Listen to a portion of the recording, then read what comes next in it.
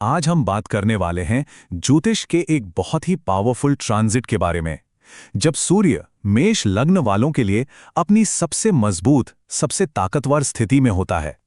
ये वो टाइम होता है जब किसी का कॉन्फिडेंस, किसी की पर्सनैलिटी समझ लीजिए आसमान छूने लगती है। तो चलिए जानते हैं कैसे। तो सवाल यही उठता है कि जब सूर्य, जो हमारी आत्मा का कारक है, अपनी पूरी शक्ति के साथ खुद के ही घर में यानी पहले भाव में आ जाए, तो आखिर होता क्या है? ये गोचर किसी की पहचान, उसकी लीडरशिप और जिंदगी की दिशा को कैसे पूरी तरह बदल सकता है? चलिए इसको थोड़ा और गहराई से समझते हैं। सबसे पहले दो बेसिक चीजें समझ लेते हैं।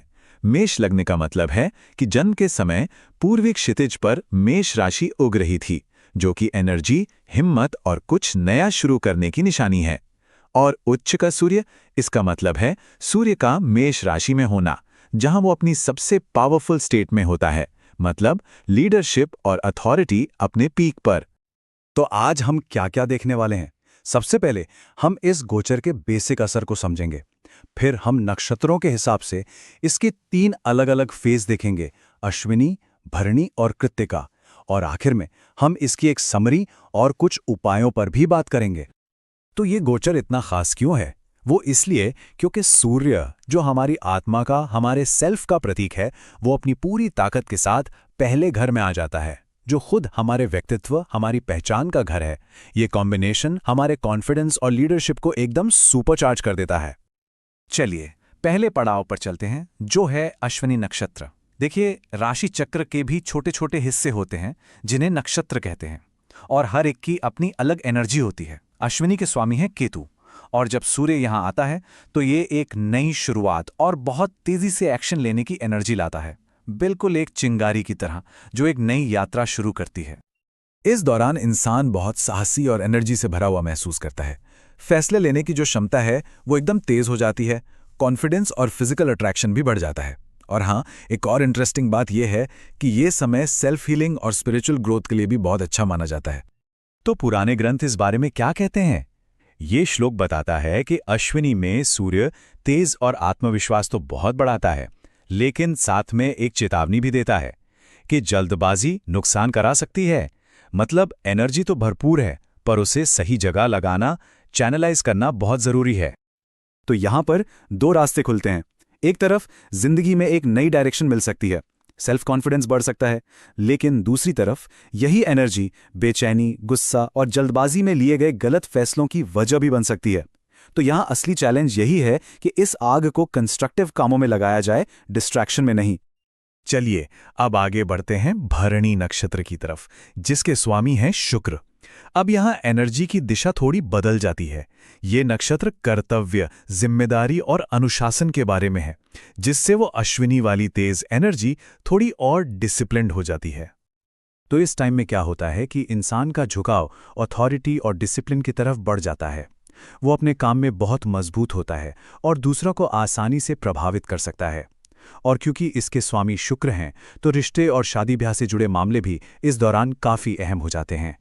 ये श्लोक एकदम साफ साफ बताता है कि भरणी में सूर्य इंसान को काम के प्रति बहुत वफादार और दृढ़ बनाता है, लेकिन ये रिश्तों में तनाव या झगड़े भी ला सकता है। देखिए, सूर्य है राजा और शुक्र है सलाहकार। अब दोनों की एनर्जी में एक नेचुरल क्लैश तो होता ही है, और वो यहां साफ साफ दिखता है। तो यहाँ भी 2 पहलू हैं।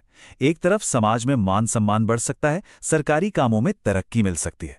दूसरी तरफ ईगो बढ़ सकता है, जुबान कड़वी हो सकती है और रिश्तों में तनाव आ सकता है। तो यहाँ सबसे जरूरी हो जाता है प्रोफेशनल और पर्सनल लाइफ में एक बैलेंस बनाकर चलना। और अब हम पहुंचते हैं इस गोचर के पीक पर, कृत्तिका नक्षत्र। इसके स्वामी खुद सूर्य हैं। तो सोचिए, सूर्य अपनी सबसे मजबूत राशि में तो हैं ही, साथ ही अपने ही नक्षत्र में भी हैं। ये शक्ति और अधिकार की, आप कह सकते हैं, डबल डोज वाली एक चरम अवस्था है। इस टाइम पर कॉन्फिडेंस तो एकदम अपने चरम पर होता है। लीडरशिप की क्वालिटीज नेचुरल तरीके से बाहर आती हैं। इंसान के मन में जो सवाल होता है ना, मैं कौन हूं, उसका जवाब एकदम क्लियर हो जाता है। ये प्रमोशन, सम्मान और पब्लिक में पहचान पाने का सबसे शक्तिशाली समय होता है। ये श्लोक समझ लीजिए इस पूरी सिचुएशन का सार बता देता है। कृत्तिका में सूर्य सम्मान और लाभ तो देता है, लेकिन एक बहुत बड़ी चेतावनी भी है कि अहंकार सब कुछ खत्म कर सकता है। इस शक्ति को सिर्फ विनम्रता से ही बचाया जा सकता है। जैसे कहते हैं ना, with great power comes great responsibility, बिल्कुल वैसी ही बात है। तो यहाँ जो रिजल्ट्स हैं वो काफ़ी एक्सट्रीम हो सकते हैं। पॉजिटिव साइड पर एक ऐसा आत्मविश्वास मिलता है जिसे कोई हिला नहीं सकता, बड़ी सफलता मिलती है और समाज में सम्मान मिलता है। लेकिन अगर अहंकार हावी हो गया तो यही चीज़ घमंड, दुश्मनी और रिश्तों में दूरी की वजह बन सकती है। ये वाकई एक दो-धारी तलवार है। तो हमने तीनों नक्षत्रों के असर को एक एक करके देख लिया। अब चलिए इन सबको एक साथ रखकर देखते हैं और समझते हैं कि इस पावरफुल एनर्जी को पॉजिटिवली कैसे इस्तेमाल किया जा सकता है। अगर ओवरऑल देखें तो ये टाइम सेल्फ डेवलपमेंट और अपनी पहचान को मजबूत करने के लिए बहुत क्रूशल है। लीडरशिप, एनर्जी और पहल करने की क्षमता अपने आप बढ़ जाती है। अगर कुंडली में सूर्य की स्थिति अच्छी है तो बहुत ऊंचा पद और प्रसिद्धि मिल सकती है। लेकिन अगर सूर्य पर कोई बुरा प्रभाव है तो सिर दर्द, आंखों की समस्या या बहुत ज्यादा गुस्सा जैसी दिक्कतें भी हो सकती हैं। तो मान लीजिए अगर इस ट्रांजिट के दौरान कुछ नेगेटिव असर महसूस हो रहा है तो कुछ बहुत आसान से उपाय हैं जो मदद कर सकते हैं। रोज सुबह तांबे के बर्तन से सूर्य को जल दें। सूर्य मंत्र ओम घृणी सूर्याय नमः का 108 बार जाप करें। लाल रंग का इस्तेमाल करें और रविवार को गेहूं या गुड़ का दान करें। और सबसे जरूरी, अपनी आंखों का ख्याल रखें और गुस्से को कंट्रोल करने की पूरी कोशिश करें। तो आखिर में ये गोचर एक जबरदस्त आत्मविश्वास देता है। सवाल बस ये है कि इस ऊर्जा को एक नया रास्ता बनाने के लिए किस दिशा में लगाया जाएगा। ये एनर्जी कंस्ट्रक्टिव होगी या डिस्ट्रक्टिव? इसका जवाब आखिरकार किसी के अपने विवेक और कर्मों में ही छिपा है।